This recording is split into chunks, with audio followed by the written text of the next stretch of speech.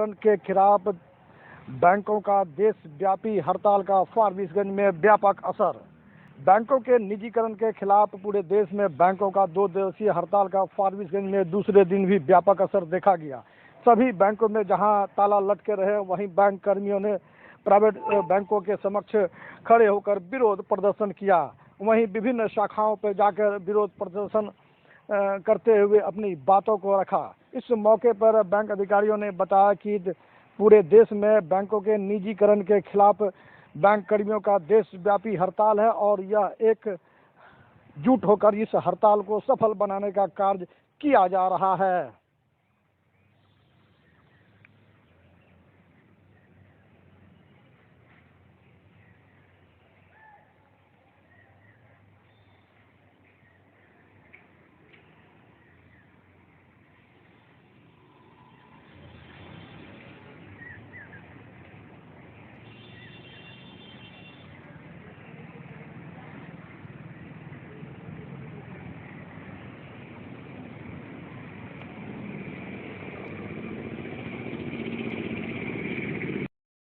फारबिसगंज में निजीकरण के फरोगे उर्दू के कार्यशाला का डीएम प्रशांत कुमार ने दीप प्रज्वलित कर किया उद्घाटन।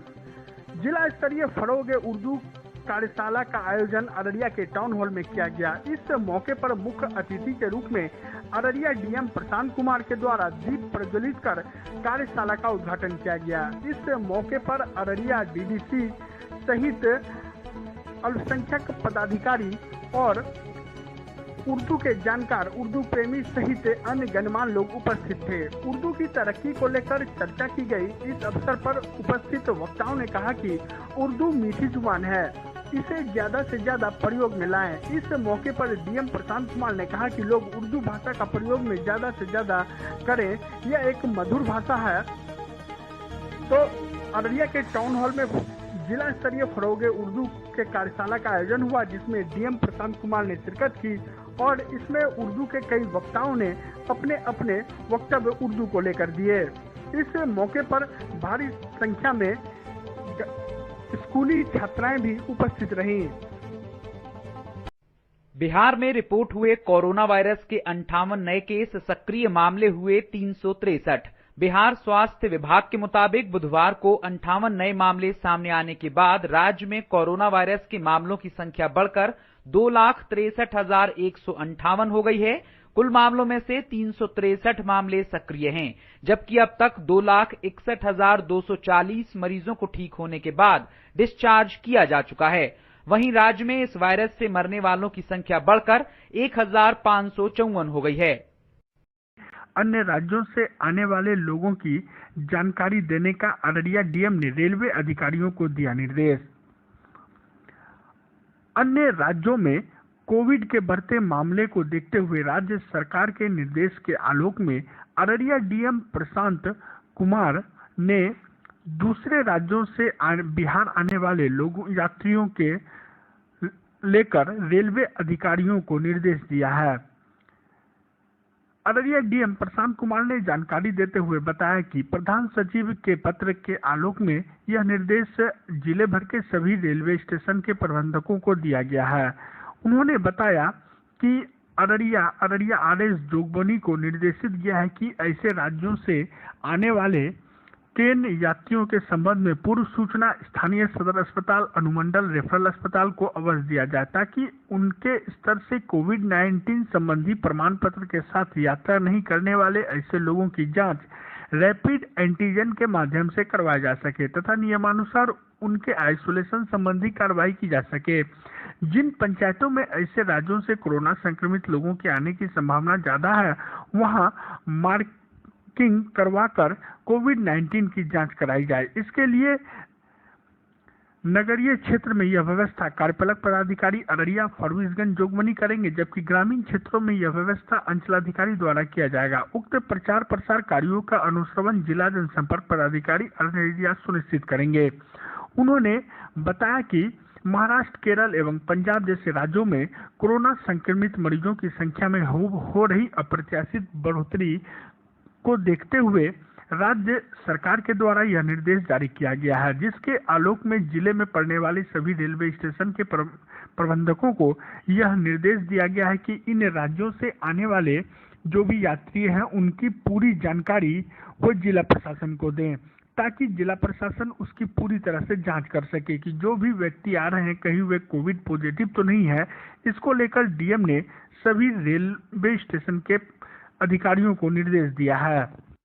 अन्य राज्यों में उनके विरोध में भाकपा माले के द्वारा निकाला गया विरोध मार्च, लोगों को किया गया जागरूक। 18 मार्च को करेंगे विधानसभा का घेराव। नए कृषि कानून के स्टैंड पर नए कृषि कानून के खिलाफ बैंकों का देशव्यापी हड़ताल का फारबिसगंज में व्यापक असर। बैंकों के निजीकरण के खिलाफ पूरे देश में बैंकों का 2 दिवसीय हड़ताल का फारबिसगंज में दूसरे दिन भी व्यापक असर देखा गया। सभी बैंकों में जहां ताला लटके रहे, वहीं बैंक कर्मियों ने प्राइवेट बैंकों के समक्ष खड़े होकर विरोध प्रदर्शन किया। वहीं विभिन्न शाखाओं पर जाकर विरोध प्रदर्शन करते हुए अपनी बातों को रखा। इस मौके पर बैंक अधिकारियों ने बताया कि पूरे देश में बैंकों के निजीकरण के खिलाफ बैंक कर्मियों का देशव्यापी हड़ताल है और यह एकजुट होकर इस हड़ताल को सफल बनाने का कार्य किया जा रहा है।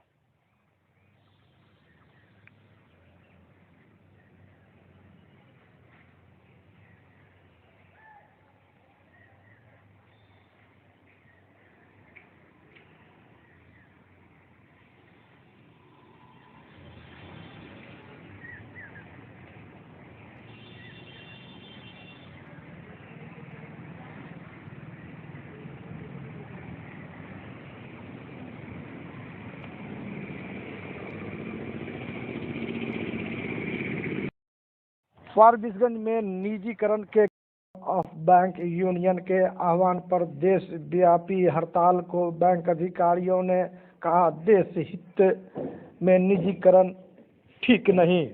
बैंक अधिकारियों ने हड़ताल के दूसरे दिन कहा कि बैंकों के निजीकरण देश हित में ठीक नहीं है। बैंकों के यूनाइटेड फोरम के आह्वान पर आयोजित बैंकों के 2 दिवसीय हड़ताल का फारबिसगंज में व्यापक असर देखा गया। वहीं इस मौके पर अधिकारियों ने कहा कि सरकार के निजीकरण का वे विरोध कर रहे हैं और निजीकरण देश हित में कतई ठीक नहीं है।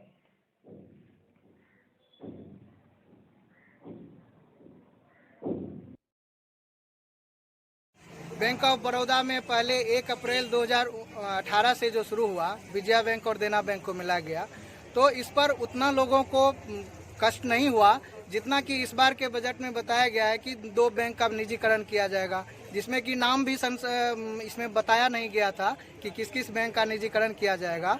और कम से कम बैंकों को मजबूत करने के लिए अगर बैंकों का विलय मर्जर और एक्विजिशन होता है तो उसको कर्मचारी बर्दाश्त कर लेंगे कि उसमें किसी की हानि नहीं है, किसी की नौकरी नहीं जाएगी।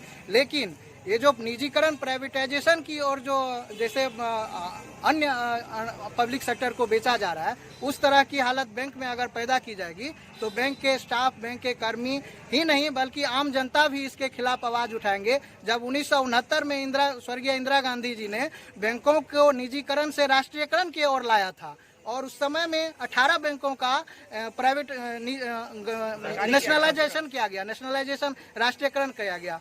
और आज हम लोग किस स्थिति पर पहुंच गए हैं कि बैंकों को प्राइवेटाइजेशन किया जा रहा है, क्या करने की मांग की जा रही है या संसद में इस तरह की बात की जा रही है कि बैंकों का अगर एनपीए बढ़ रहा है तो वो सरकारी दबाव में जब लोन देने की बारी आती है तो कहा जाता है कि लोन दो, और जब रिकवरी की बारी आती है तो उसके लिए बैंक को जिम्मेदार ठहराया जाता है। बैंक अगर फिर यहाँ तक कि आम जनता के पैसे की बात है, प्राइवेटाइजेशन जब किया जाएगा तो किस दिन कब कौन सा बैंक में फ्रॉड होगा और किस दिन लूट करके बैंक बाहर भाग जाएंगे। अभी क्या ICICI का हाल हुआ, देख रहे हैं, वो जो चंदा येस बैंक का क्या हाल हो गया। जो जनता की गाढ़ी कमाई है उसको जब इस तरह से कब क्या हो जाएगा, किस दिन बैंक में ताले लग जाएंगे, किस दिन बैंक का job, there is no job security, there is no job investment.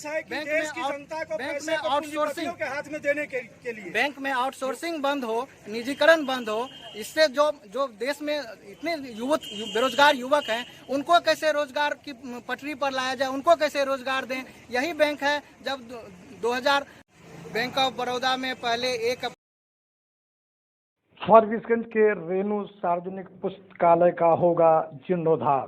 Forbesganj के रेणु सार्वजनिक पुस्तकालय का जीर्णोद्धार किया जाएगा। इस बात की जानकारी देते हुए अनुमंडल पदाधिकारी सुरेंद्र कुमार अलवेला ने बताया कि फारबिसगंज के रेणु सार्वजनिक पुस्तकालय का जीर्णोद्धार किया जाएगा और इसमें पुस्तकें आदि की व्यवस्था की जाएगी।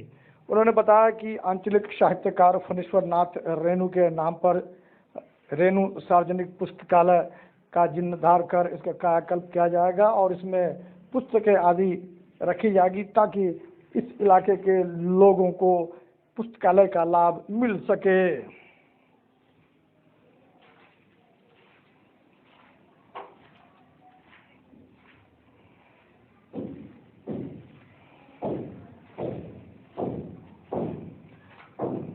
फारबिसगंज के रेणु सार्वजनिक